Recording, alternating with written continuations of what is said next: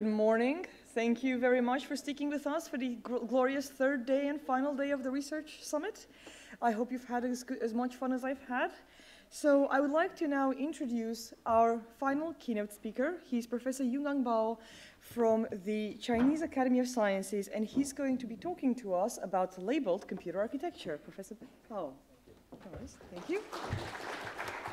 Thank you. Thank you.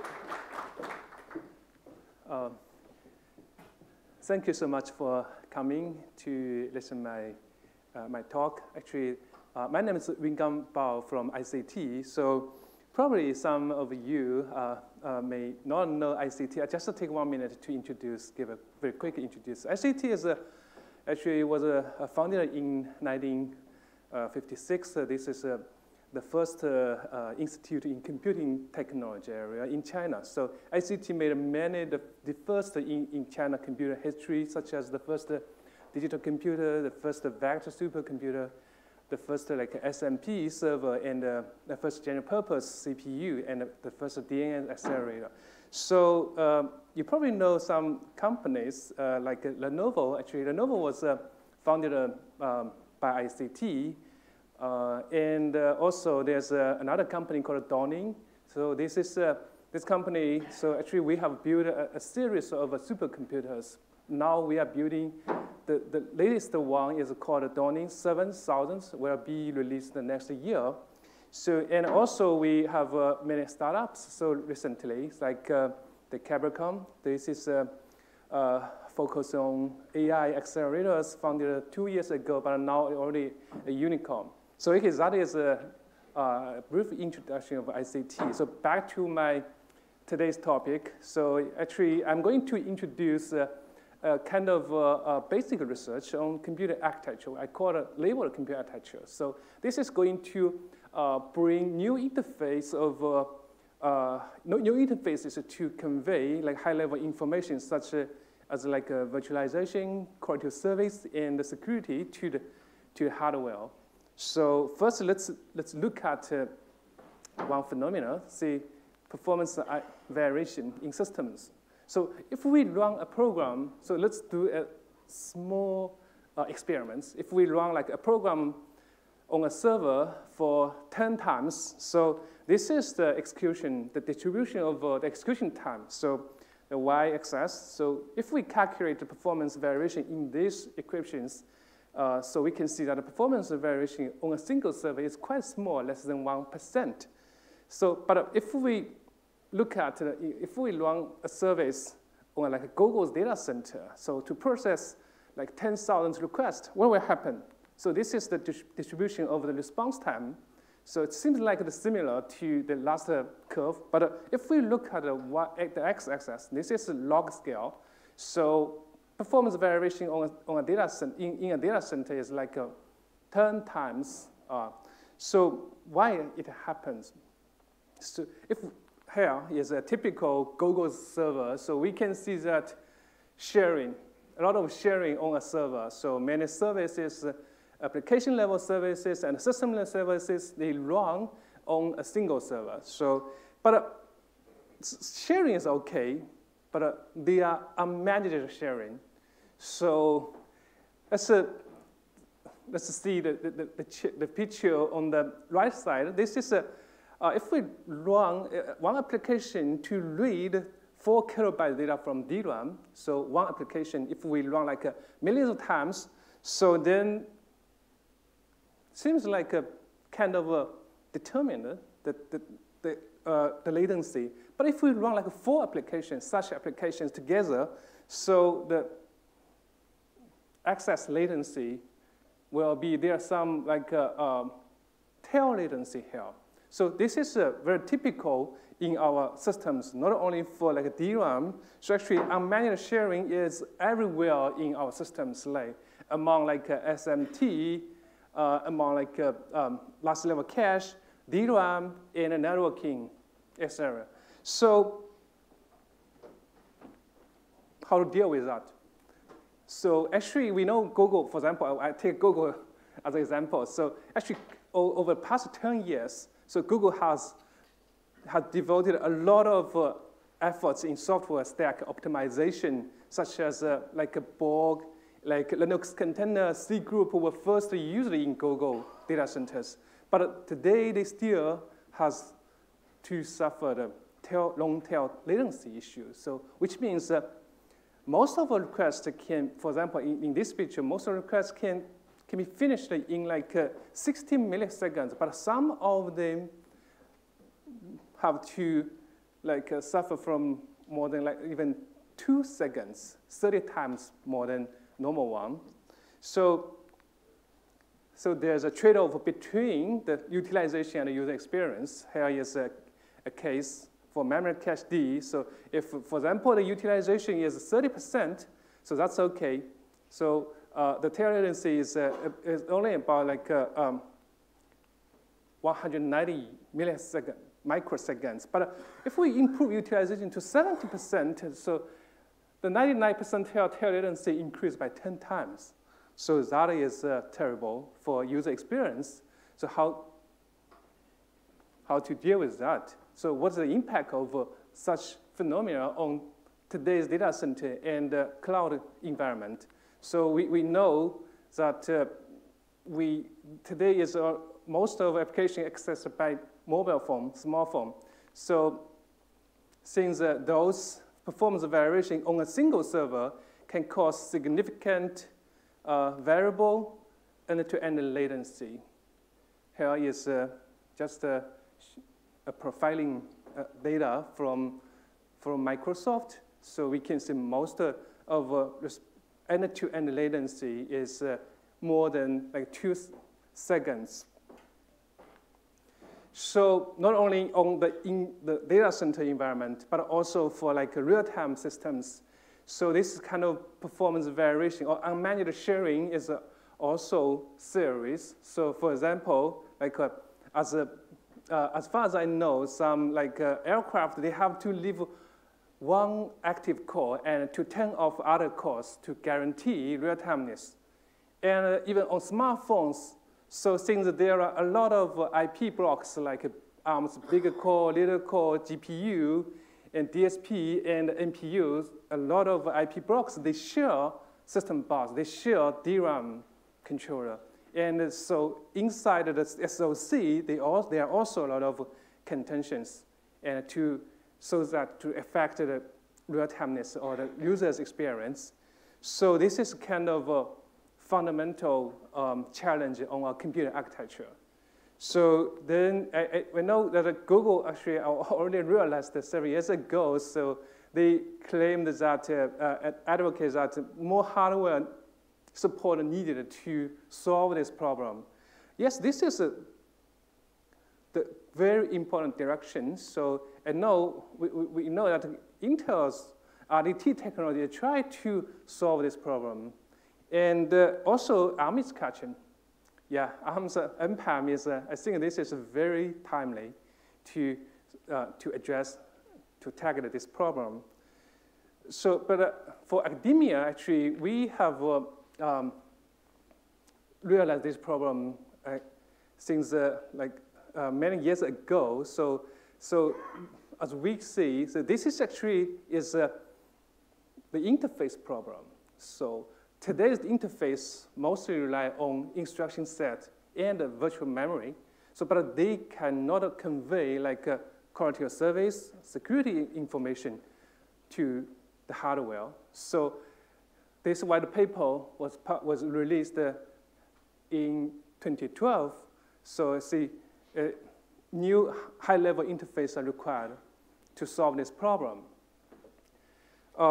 So actually, during that time, like during 2010 to 2012, I was in Princeton working on PASIC. And so this is my, probably is doing meditation. So not for that problem, at that time I'm still thinking about PASIC. But yeah, actually, Princeton is a good place. It is a very important place for SDN research. So there are many professors, they working on SDN. And for example, the frenetic programming language, and now evolved to be P4. So there are many SDN projects in Princeton. So, and we often talked about SDN. So as a computer architecture, I was thinking, what can we learn from SDN? So what kind of concepts or knowledge we can get from the SDN? So I was thinking about that since 2012. So, and from architecture, as a computer architect, so this is my view of networking or the SDN. Actually, this is I see this is a kind of a labeled network. So first, each packet has a label. So like MPLs, this kind of label. And then the label is correlated with like a user's demand. And third is the label actually is propagated in the whole network. And then the networking devices like switch routers, they can do differential services based on labels. SDN actually further provides programmability. So that is my view of networking or SDN. So then I compare this networking with our computer architecture. So I found, whoa, so probably we can reconstruct a computer to be an SDN network. Yeah, so because today's computer can be viewed as a network. So actually, the hardware components, they communicate with each other through packets, like PCIe packets. This is a typical PCIe packet. And like a network on-chip packet and QPI packets. So if we do DMA, so actually the packet is going through the system data path. And as for example, there's a network on-chip communication or traffic. So then we can reconstruct computer to be an SDN network. So then we proposed the labeled von Neumann architecture.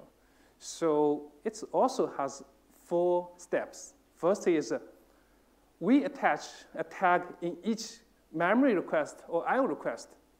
Second is, so the label is correlated with a high-level entity like a virtual machine, process, threads, even variable address space. So then the label is propagated in the whole machine. And finally, so we add programmable label control logic. So the control logic is able to provide different services based on label, like label index rules, just like a firewall rules in networking. So this is the general idea of the labeled von Neumann architecture, we call it LvNA. So actually, labeling is not new. So if we look back like 40 years ago, so at that time there was a target architecture. Yeah, so try to replace von Neumann architecture. So yes, here there are 3 principles. One is all data elements are assigned with a type tag. So the type is, but the type is quite complicated. Actually, this is a high-level language type. So, and second is all tags are stored in memory, and then the tag will be triggered. The tag will trigger traps or interrupts to process how to deal with tag. So this is idea is quite nice, but it's too complicated to implement. So today, we still don't have such kind of target architecture machine. So, but we use the different design principles and philosophies. So we try to minimize intrusion to the existing computer architecture. So our design philosophy is first, label should be as simple as possible, so that the label can go across different components. So then ID is a nice choice. Time is also a nice choice. So, but other information, if you want to add more information into label, so some components, they cannot use that information. Second is the labels are stored in requests rather than in memory. So we don't need to to change memory to store such information. So third is control logic resides in data paths rather than memories. And then, so in this way, CPU can be unaware of control logic. We can use other way to program compute logic. So this is so in such design, we don't need to change the pipeline. We only need some modification to the memory hierarchy. So that is the design principles. So based on the general idea, we start to build a prototype. We call it PART. This is a programmable architecture for resource on demand. So first, we add labels.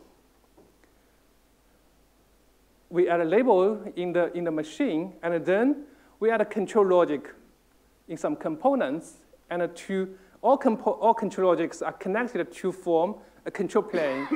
And then there is a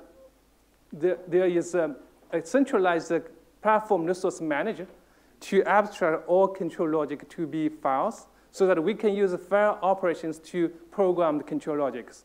So, and some details. So then, for example, we add some registers to store labels in each CPU core, and some devices or IO chipsets. And then we assign entity, like for example, in this case is a virtual machine level with labels. When a virtual machine is launched, so it will has a label, and then the label data, the label value will be stored in that register. And all memory requests from that virtual machine will be assigned a label, and the label will be propagated on the whole data path like this.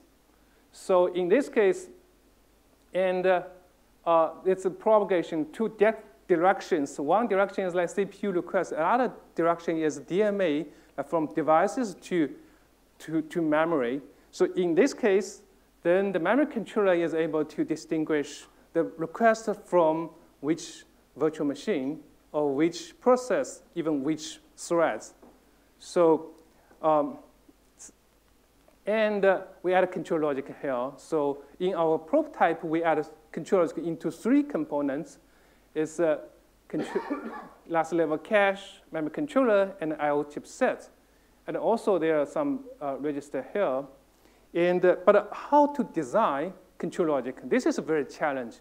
We made some attempts. So first time is we tried to use a microcontroller unit-based control logic. So for example, we design a specific micro MCU to do like a cache replacement, to do memory access encryption, and to do like address mapping for virtualization. So this is very flexible, since we can add arbitrary functionalities into control logic. So, but it's too kind of complicated. So, and the performance the frequency cannot go very high. So then we choose table-based control logic. So this is this is control logic. So there's a template, control logic template. On control logic here, there are three tables and one programming interface and an interrupt line for closed loop controlling. So then the control logic can be integrated into cache controller and be integrated into memory controller easily. So this is currently we choose this design. And the platform resource manager, it connects all control logic to form a control plane. And here it runs a Linux-based firmware to provide an interface to program this control logic, but also it can monitor and get data, monitoring data and interrupts from control logics. So this is the general design of the part. So and next is we start to implement the idea. So but it takes our so many time. So since we first built the simulator, and then we built 2 versions of FPGA prototype. Now we are building chip. So, but here I have to mention RISC-V. So, yeah, we choose when we want to build the prototype on FPGA and want to tape out. So, but finally, we will also see how ARM is suitable in the OpenSPARC T1 and some other CPU designs. But finally, RISC-V is a quite good platform for research. So then we implemented the labeled RISC-V. This is currently it is 4-core, but it's scalable. So has like a 16-way L2 cache. It's 2 megabytes and DRAM controller, Gig Ethernet. So it can run on different FPGAs. And then we also build a box of FPGA to form a cluster we call frame cluster. This cluster, each node is a labeled RISC-V to run Linux. It can run like surf file systems, and also can run user-level TCP/IP stack to serve some applications. So it's kind of similar to Berkeley's file sim, yeah. But we have labels. This is different. But anyway, it's they are more flexible since their platform is on the Amazon F1 FPGA cloud. We only have FPGA box, but now we already serve research of many universities in China, like Tsinghua, Peking University, and Tianjin University in China. They remotely log in the frame cluster to do their research. And so here are some demos of the prototype. This is try to see how to use label to do like a virtualization. So here we can see that actually we put some functionality of hypervisor into control logic. Sorry, this is a Chinese character. So this is traditional computer system. So we have a hardware and we have a hypervisor and then virtualizer to several partitions, and each partition can run operating system separately. So, but here with the labeling mechanism, so we can add put some functionality into control logic. So then on the hardware level, all resources are be partitioned. So then it can run Linux, run different operating system separate directly on these sub-partitions. So even moreover, this red line can move left or move right, so to dynamically adjust the resources. So based on label, we can also, it is very easy to do performance isolation, such as cache partitioning, like memory bandwidth control.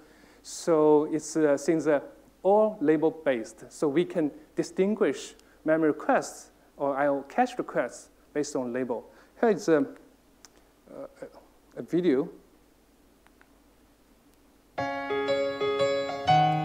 So we put Linux, it uses all resources, and then we run Redis server on the partition 1. Okay, so memory bandwidth goes up, or cache, last level cache are used by Redis. So currently the tail latency is only like 60 milliseconds on our FPGA platform. And then we run Linux on other 3 partitions.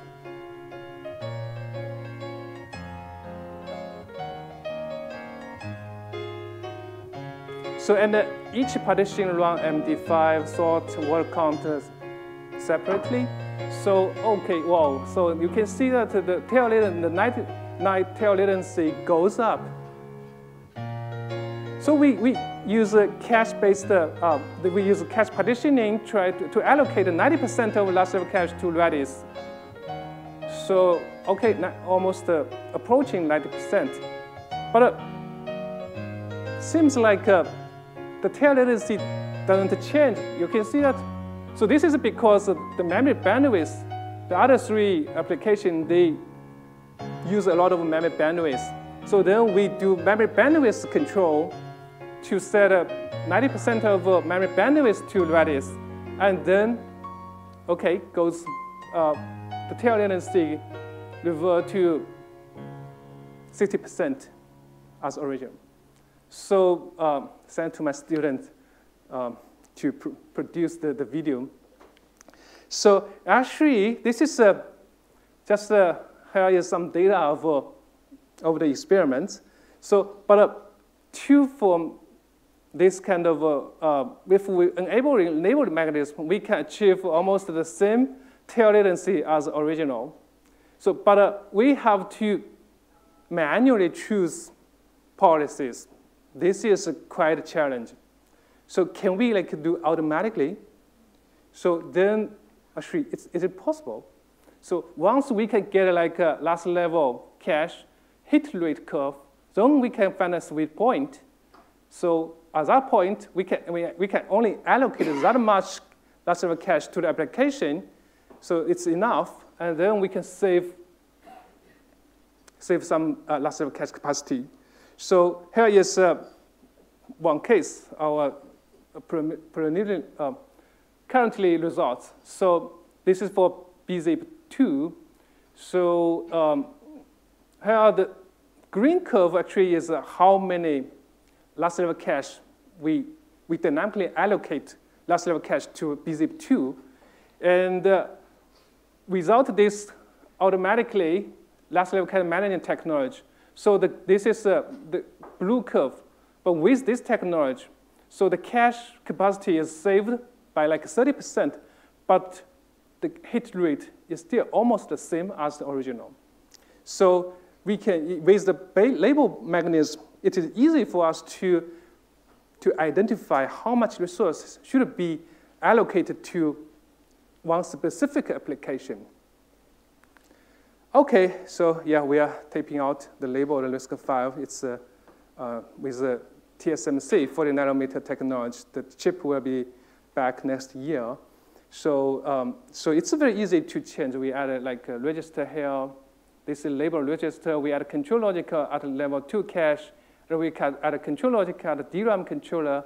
So this is, we connect all control logic to form a control plane. This is the PRM. It's a very easy design. So even for adding labels with chisel, only 10 lines of code.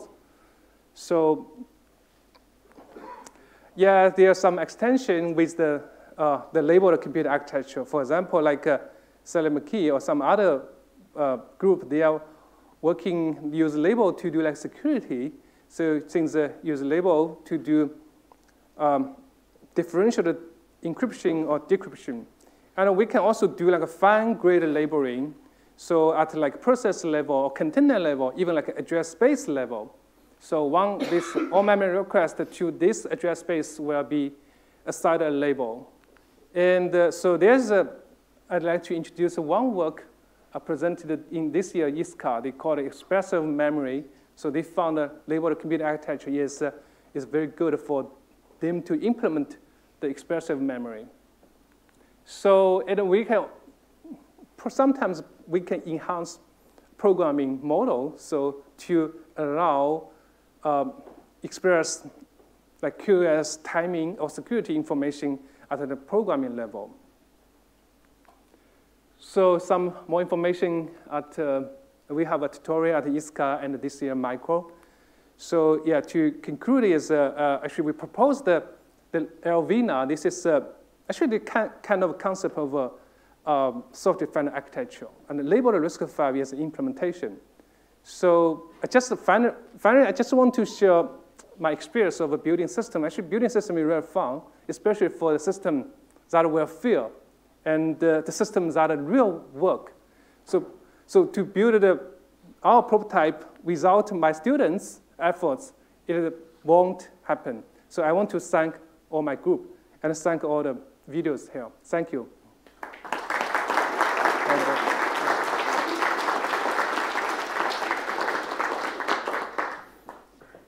Okay, thank you very much for that. Do we have any questions from the audience? Go on. I was going to say, Kelly, thank you. We'll be passing the microphone around. Nick Dutt from UCI. Thank you for a very nice talk.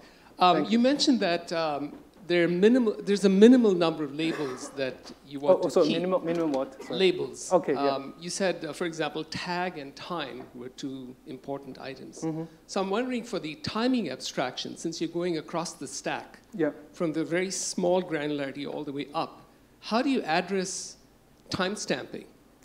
Yep. And especially in distributed systems, that's a huge issue. So can you address, give some insight into how you're going to think about addressing time?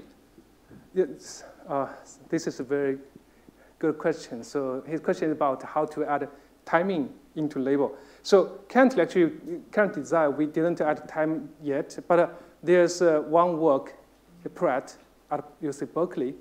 So this is, they added timing into to allow like in the computer architecture level. So actually we try to, I have one student, he is going to working on this to add time information, especially time step to go through.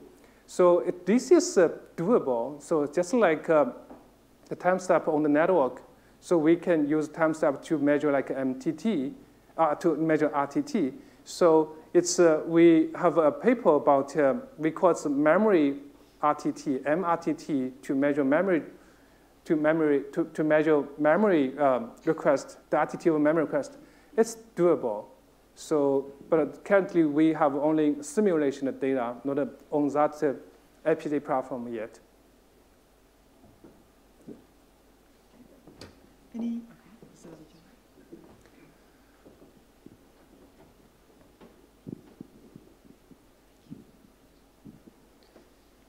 Simon Moore, University of Cambridge. Great talk. I was just interested to know how you allocate labels. I can see if it's sort of process-based, that's fine, but I'm just wondering how you, particularly in a finer grained system, how you allocate labels and the size of the label and the sort of integrity of that label. Yeah, so your question about like, how to allocate the label, how to manage the label. Yeah, so, and also just how big they are as well. Yeah, so the label actually can be managed at different level. For example, at the virtual machine level, if we want to assign a label to a virtual machine, then the label will be managed at like the data center administrator. He will assign a label to a virtual machine or to a container once a job is submitted to the data center manager. So they will create a container for that job, and then meanwhile a label will be created to attach that virtual machine that container. So this is at a container virtual machine level, and it's also doable for like address space level. So at that level should be operating system should be involved. So I think this is there are still many open problem here, but we have tried like a virtual machine level and a container level. Yeah, at a container level, we already need to modify operating system kernel. Any other questions? Oh, okay, it's one in front and one in Greg. Okay, that's.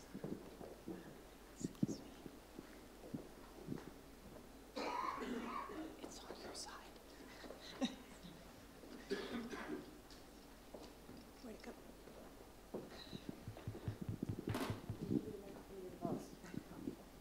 Hi, Greg Urich from ARM. The demo that you showed in the video, that was running on a core that was implemented at 100 megahertz. Did I see that correctly? You mean 100 megahertz? Yeah. So given that the end applications, the cores typically run in a few gigahertz, how might you expect your results to change when you implement a core at those speeds, given that the memory speeds will not change? You mean how many what? Sorry. If you attempt this demo with a core running in the gigahertz range, how might the results change? Do you have okay. Yeah. So here is, since the CPU core is 100 megahertz, and we actually we turn down DRAM frequency. So I think if the CPU runs at like 2 gigahertz, the memory should be should face more pressure, and probably will sometimes the kind of control is more important. Yeah. Okay, I think this is an easy question. When you added the labeling to the processors that you used in the demo, how much die area increase did you see? Oh yeah, so this is a very good question. So I didn't put the area overhead here. So actually we have measured this on FPGA. So on the FPGA, the control logic accounts for about like 3% for cache, DRAM, and the CPU. So, but here is since the cache is we only have 2 megabytes cache, and the DRAM controller is also kind of not that complicated. So I think if for like a commercial or productive DRAM controller, well, the L overhead probably will reduce, yeah, further reduced. But how big of a table size was the 3%? Question, please. Oh. So it was just a follow-up to the previous question in a way, right? So you 3% overhead, but for what? You had like the table control logic, yeah, the table, yeah. So it's, the table is actually the table size is this is a very important parameters to. So we can, since the table we don't have the table now is only we have on that measurement is 8 bits. So the table is 260 yeah 66. So actually, we talked to some like companies or users, potential users like Alibaba. They said, okay, you can just give me 1 bit or 2 labels. So one is for online service, one is for batch workloads. So that is enough for them. But so actually probably we don't need that much labels. Any other questions in the audience? Okay. All right. Stuart Bars from ARM. So you said that the supervisor could set the constraints for the container. Are there any considerations you've had there of if you limit the microarchitectural resources for a particular container, does that assist people in side channel analysis within that container? You mean side channel?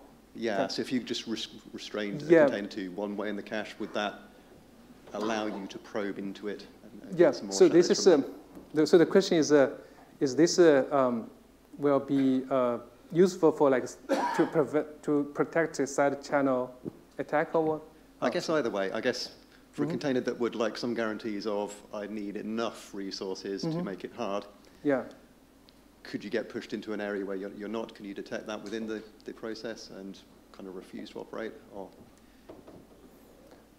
Yeah, I think so. So my understanding is that labeling is actually this is since we can use this way to allocate enough resources for one one partition. So yes, but sometimes it's if we assign label. Well, I mean some shared resources we have to if we want to like protect from like a side channel attack, some shared resources we needed to add a control logic for them, like some buffers, queues. So once we add a control logic for those components, I think it is will will be very helpful for like prevent side channel attack and to improve security. Yeah. Thank you. Okay. Well, thank you very much for that, and let us thank our speaker again. Thank you. Thank you very much. And I'd just like to remind you now that if you'd like to attend this session in the amphitheater or CW building, please make your way there. If not, please stay in the main auditorium for the following session. Thank you.